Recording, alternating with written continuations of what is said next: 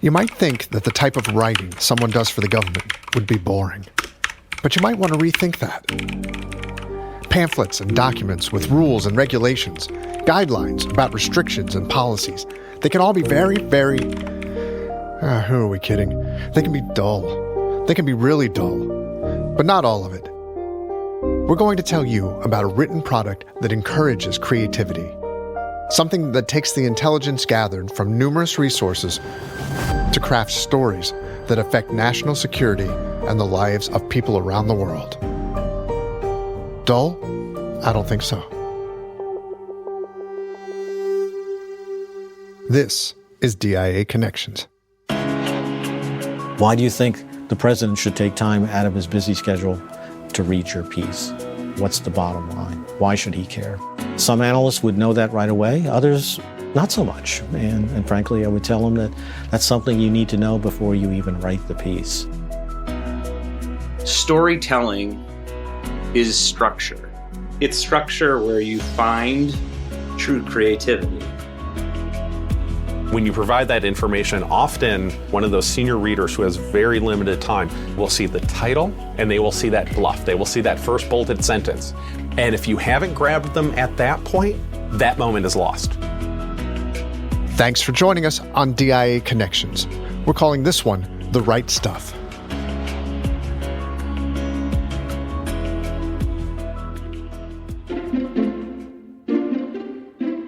Achievement in writing is often celebrated. Tonight is Oscar night, but for books.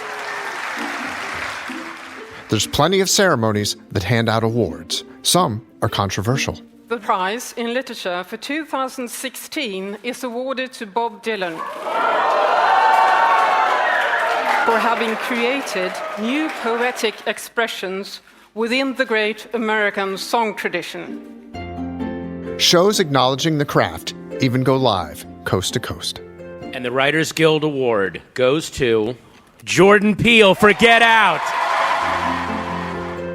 It must be nice to hear cheers for your work, but there's a special group of writers who will never experience that, because their work will never get out into the public space. Those writers are analysts. At DIA, we gather all kinds of foreign intelligence, including military, political, economic, industrial, health, and geographic. But what good is that intel if it doesn't get to the decision makers, like the president, in a timely and effective manner? It does get there, and intelligence reports written by analysts is one way that it happens. It's a vital and compelling aspect of the dissemination process. The three people you heard in the show's open know all about it. Jim Denoy spent part of his illustrious career as President Obama's daily briefer. He knows a good report when he reads one. So our challenge is, how do you provide value added? How do you provide additional information to somebody who has access to all kinds of information at any given time of the day? Mitchell LaFortune is a former DIA analyst. Yeah, the bottom line up front, but the way that you craft that bottom line, it's so important. He was writing up intelligence about Iran for DIA. Then, he wrote a different path for his career by following a lifelong ambition to write movie scripts. In 2023, the movie Kandahar played in theaters across America. Mitchell wrote the screenplay. Pretty cool, right? But what it means is no one is coming to rescue us. Okay? So we just got to get to Kandahar.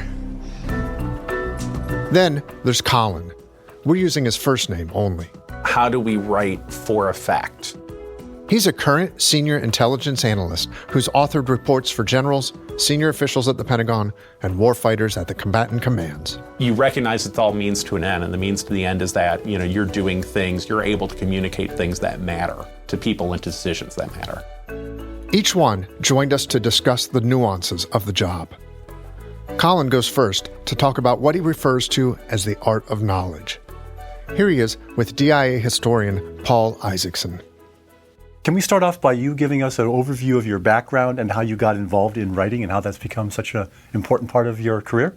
Really, since I was a kid, since I was in high school, I've always wanted to work in a job related to international relations. I've always been interested in research and writing.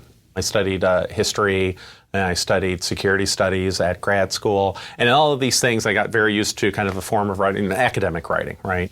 The idea is to provide as complete of an answer as possible on a particular topic. How is your writing different for our unique customers? First and foremost, it is brief. In academia, you're talking about a 20-page article or a book or something like that. Here, our writing and the style probably at that point is probably closer to that of a journalist, in the sense that if you can think of like an article on the front page of the New York Times, that, in my experience, is the thing that's most comparable to the amount of space that we get to write. And in the same way that, in journalism, you have the lead. You better grab them with that first sentence. In intelligence writing, the term we use is bluff, bottom line up front. That first sentence, which in most intelligence products I've ever written, is in fact in bold. It provides the what. Why am I writing to you today? What's the event today that is making me, go, oh, I need to tell the general this today? And then the so what. In your reports, you give them that big thing that you're telling them about, but then the so what. That's really the important part, right? Why should they care? Yes. Right? You've really got to get that across. Here's what's happening, and then here's why it's important, right? The New York Times can provide you the what. I'm an intelligence analyst. I'm here to provide insights both from classified, but also from my years of experience that tells you not only this is the thing that's happening, but here's why it matters for you specifically. When you provide that information, often one of those senior readers who has very limited time will see the title and they will see that bluff. They will see that first bolded sentence. And if you haven't grabbed them at that point, that moment is lost. The face time that an analyst has before a policymaker is limited. So the bottom line up front, the bluff, is essential. Jim Denoy knows that as well as anyone. With a decade of experience now to draw from. In 2010, Jim was President Obama's daily briefer. He was the first from the Defense Intelligence Agency to have that honor. These questions matter to every American. He received intelligence reports and decided which ones moved on to the president's desk and which ones didn't make the final cut. Here's what he told Paul about the criteria and the process. At 5 o'clock in the morning, the analyst would sit down in a chair and you'd be able to ask them questions. One of the things I would always ask them, I would ask this of every PDB author is, why do you think the president should take time out of his busy schedule to read your piece? What's the bottom line? Why should he care? Some analysts would know that right away, others not so much. And frankly, I would tell them that that's something you need to know before you even write the piece. You're briefing the most plugged in, the most informed person in the world. So that kind of relates to what you just said, your standard for what would make it into the brief. You have to be able to present your material with confidence. What I like to call it, I use the three C's, clear, crisp, and concise.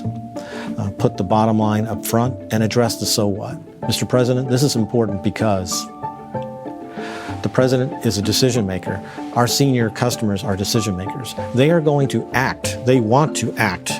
They wouldn't be in positions that they have if they weren't people of action. So we're not there to just tell them, for your information. We have to recognize that their time is precious, so we have to get to the point very quickly. And we have to put things into proper context and perspective. I would probably say the most important thing for all of us, and for analysts, for briefers, when we are communicating our message to our customer, is to put it in context. Otherwise, we're leaving it up to our customers to do that, and that's something that we shouldn't put that burden on them. Mitchell LaFortune worked for about 10 years in intelligence. That time was spent in the Army and at DIA as an analyst with the Middle East Africa Regional Center. And that was before he went all Hollywood on us. We'll get to the more glamorous part of his career a bit later.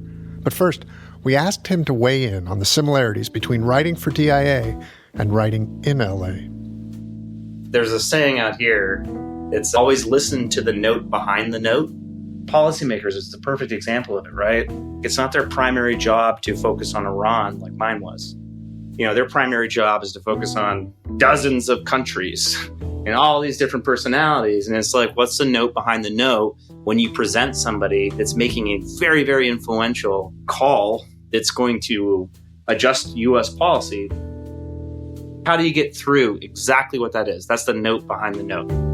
Because you're going to get all this information from the chief of staff and the PDB staff and DIA's staff, all this stuff.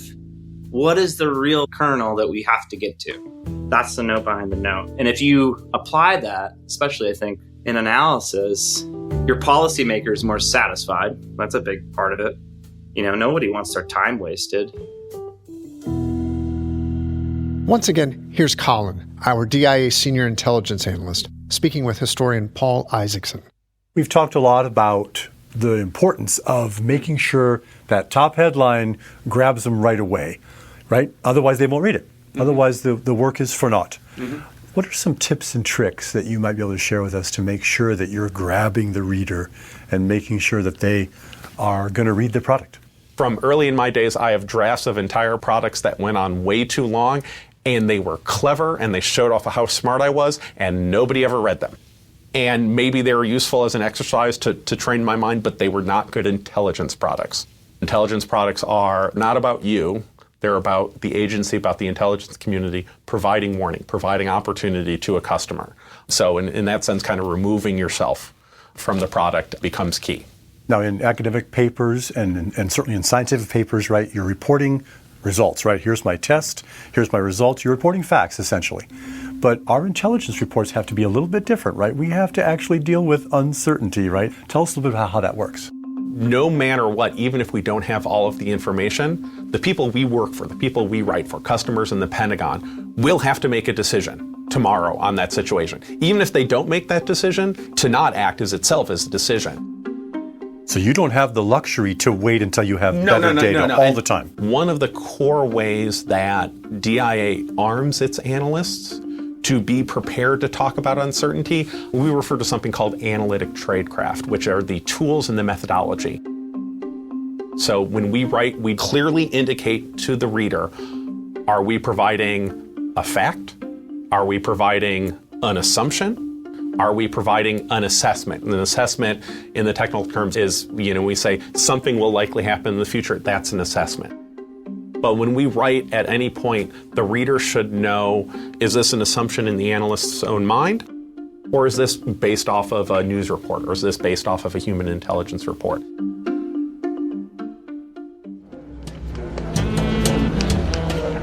In 2023, many of us did something that we hadn't done for a long time.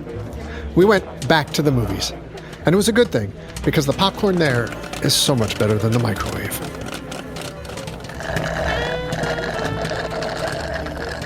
Although, we could do without that guy. The theaters weren't as busy as before the pandemic, but people did come back. And a lot of that had something to do with what some called a cultural phenomenon. Not so sure about that, but Barbenheimer was definitely the talk of the town. I don't know if we can be trusted with such a weapon.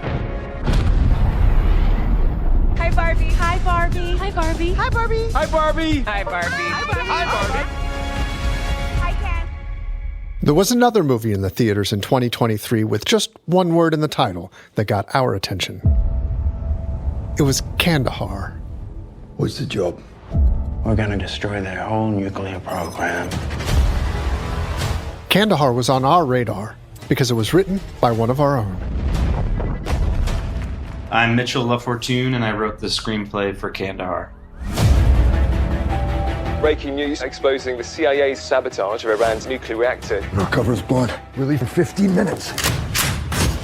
Kandahar is about an operative and his translator that are exposed on a mission in Afghanistan.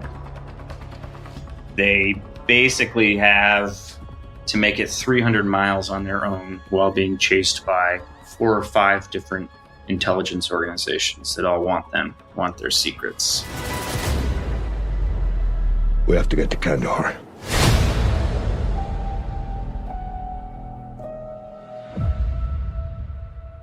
Mitchell LaFortune was a former military intelligence officer who served multiple deployments in Afghanistan.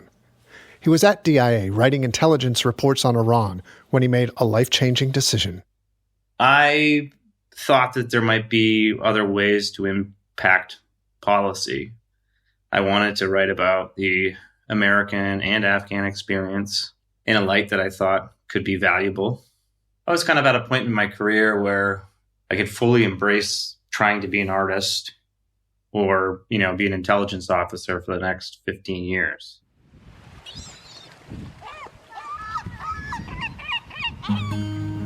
Mitchell grew up in Maine, on the coast, in a small town called Damerscotta. From a young age, he was obsessed with movies, and he began to write. His storytelling abilities earned him high praise from high school teachers who encouraged him to develop the craft. He went to the University of Maine and majored in English literature. He didn't necessarily have a keen interest in world affairs or the intelligence community, but that changed on September 11th, 2001. Mitchell, can you talk to us a little bit about how 9/11 changed the focus of your life? You have this massive cultural event that occurs, and then you have someone that's going off to college, still kind of coming of age, shaped by everything that we see on the news, and just being like the world is forever changed. The concept of what it is to be American, the values of democracy, all of these things are going to be under fire. I became super fascinated by the intelligence community and the intelligence world.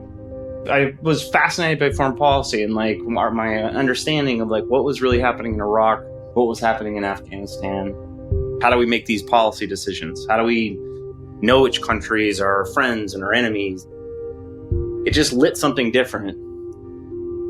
He found himself pursuing a path in life that he never previously considered. He joined the military and worked in Army intelligence for over a decade. Then, at DIA, he helped develop counterinsurgency strategy during deployments in Afghanistan. The Kandahar screenplay is based on those experiences and the seismic event in 2013 that rocked the intelligence community. Good morning. We're following breaking news on Meet the Press this morning. Edward Snowden, the NSA leaker, he is on the run, just as government authorities are charging him with the leaking of classified information.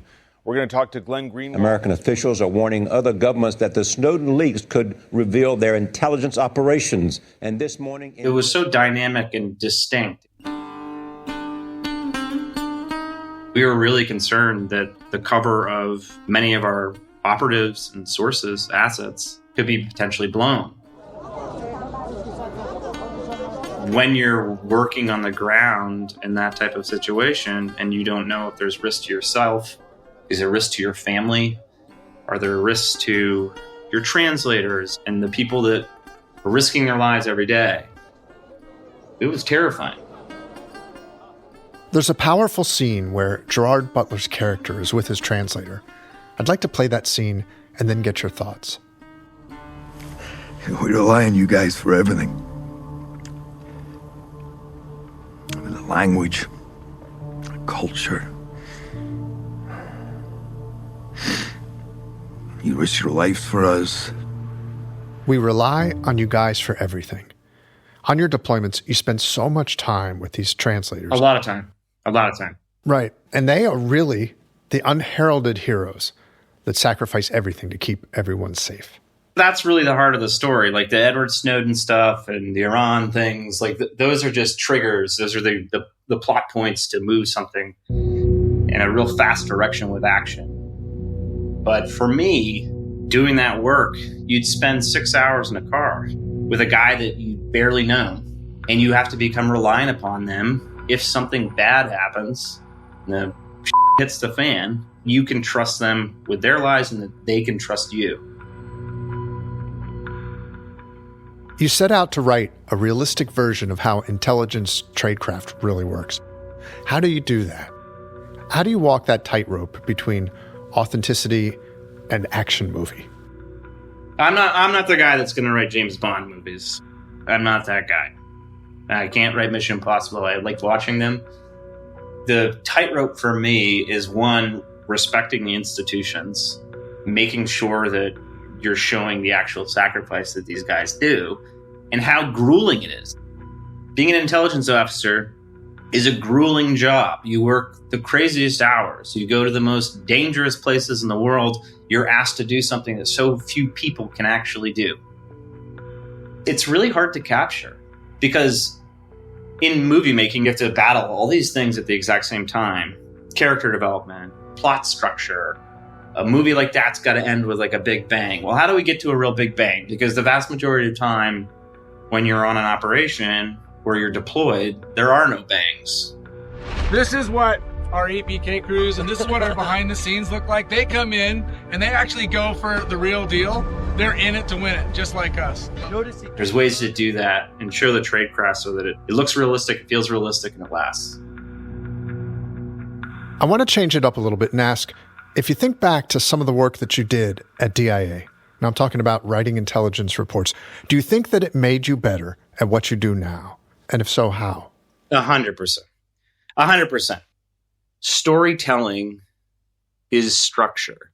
For me, like the rules of screenwriting, they're so strict. It's just like writing a PDB. It's the same idea. You have a set structure as to how it's supposed to look.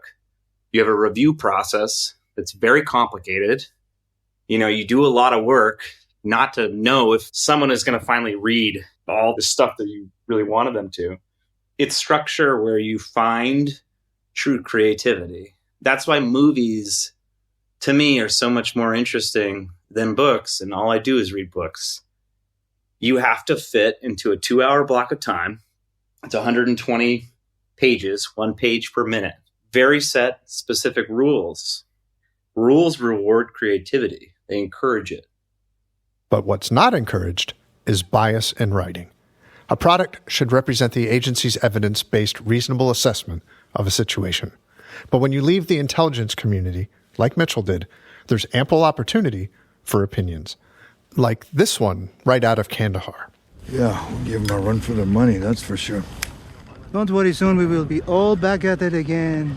The harder you try to stamp out an ideology, the stronger it becomes. The harder you try to stomp out an ideology, the stronger it becomes.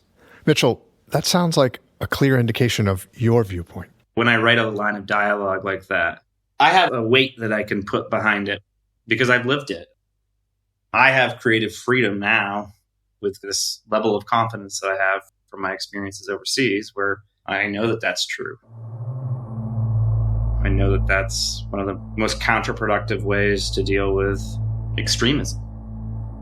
I know why why it was such a difficult fight. You spend so much time kind of in that world, you're going to have opinions. That's the toughest part about, I think, doing the job of an analyst at the Defense Intelligence Agency is like, we all have opinions. We have opinions on everything that happens in the Middle East and throughout the world, and you can't give those.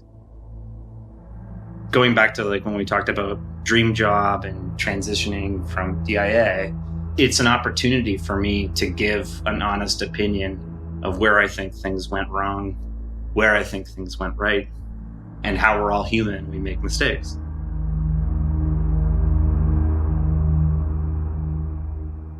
The last one I have for you is more of an observation than a question.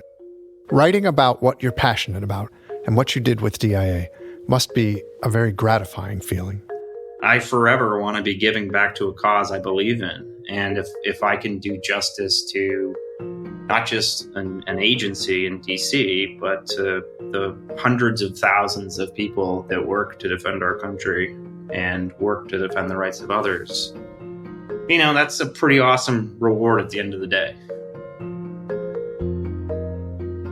On this episode, we talked about the ways that putting pen to paper on behalf of the government can be both rewarding and creative. And there's no better proof of that than a story we did a couple of years ago. It was about a writer who was hired by the U.S. Army during World War II to improve the way soldiers were being prepared. For all the things they will see, and all the things they should know, and oh, the places they'll go.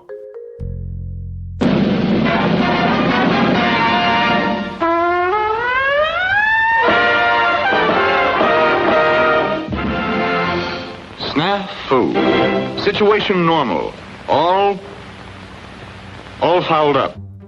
So Snafu is the lead character in a series of educational cartoons that were created by the U.S. Army Signal Corps during World War II to train soldiers on military protocol and how to be good soldiers, generally by giving them cartoons that showed them how not to do it.